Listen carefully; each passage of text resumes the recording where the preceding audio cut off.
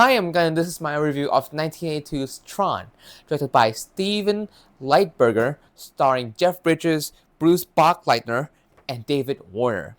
The movie itself has a plot that is quite straightforward. So it's about a guy named Flynn. His name is that's Tron, but the main protagonist is named Flynn. Different characters. So he's been dropped into a video game he created, and the plot basically is that he needs to escape it. And simple as that. There's no twist, no revelations.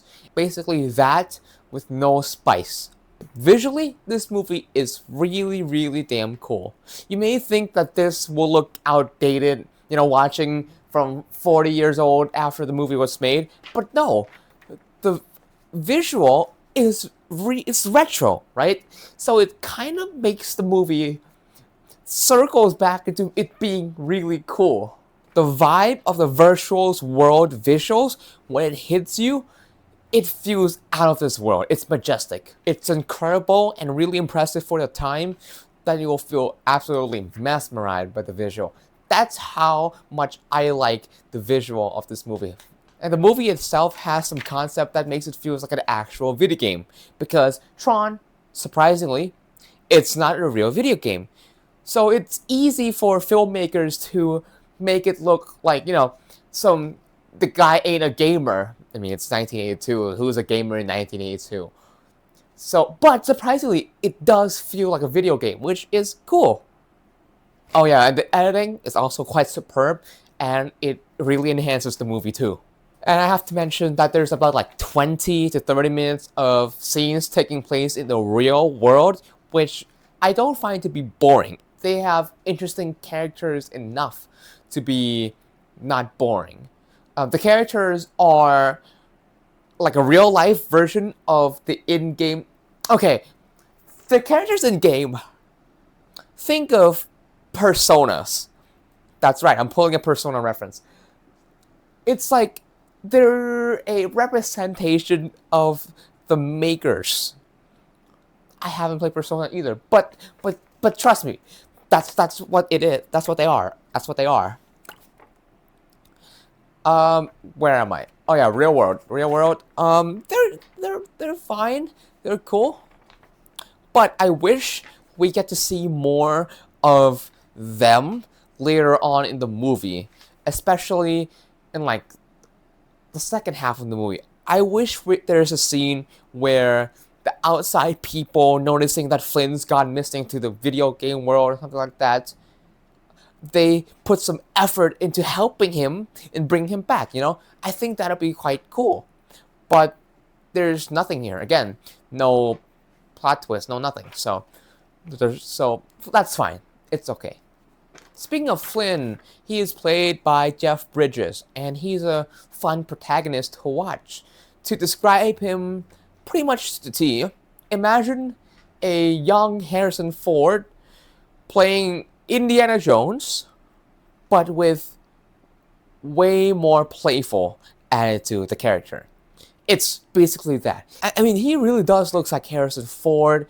His voice sounds like Harrison Ford. His character is kind of like Indiana Jones, again, but more playful.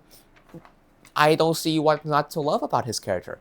The side characters, including Tron, again, I wish we see the more real-life version of them in the movie, but the version we'll see, the personas that the video game characters we see, are they're there. They are not so memorable, except for maybe the iconic scene where Tron and his girlfriend beaming the laser up.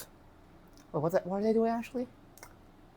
Oh, no, they're spoilers. Like doing that pose, yeah, that's memorable. That's cool.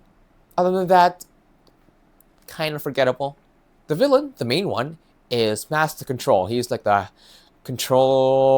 evil program of this game, who's like being a dictator in the game. And conceptually, he's a really cool villain.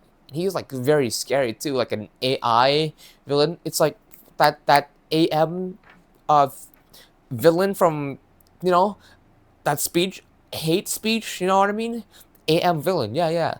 It's like that, but kind of a tone it down, tone it down. It's there. It's him, Master Control. But they executed him quite well. So his servant name is Dumont, which just serves as like the co-villain of the movie. His character reminds me of Alan Rickman's portrait of Professor Snape in Harry Potter franchise. The biggest negative of this movie for me is, even though I described the gorgeous, beautiful retro visuals already, right?